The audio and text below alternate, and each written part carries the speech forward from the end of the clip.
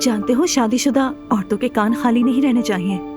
नूर फातिमा, बुरा नहीं मानना, लेकिन ये कुछ अजीब नहीं है। और तुम जो हर खुशी और गम का बहाना बनाकर ड्रिंक कर लेते हो, तो वो बेवकूफी नहीं है रोहान।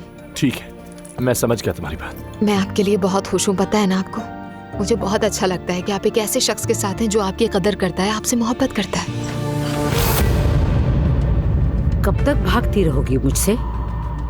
मरियम साहिबा, साहिबा कहना बंद करो अब। तुम क्या समझी थी जो तुमने मेरे घर में किया मैं वो सब बर्दाश्त कर लूंगी?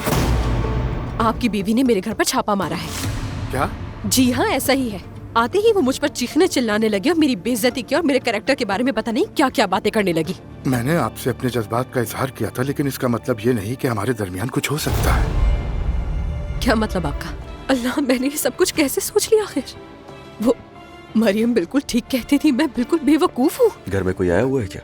तुम्हें क्या? मेरी आपा को सुकून से रहने दो। जिमल, मैं उस बच्ची का बाप हूँ और वो लोग मुझे मिलने ही नहीं दे रहे उससे। मैंने कल उस औरत को उसकी हद बता दी। आप जानते हैं सब कुछ कि मेरा क्या मतलब है। एक बात मैं आपको भी साफ साफ कह दूं कि उम्र के इस हिस्से में हमारी औलाद को हमारी तरफ से कोई तकलीफ ना पहुंचे। बस इस बात का ख्याल रखें आप।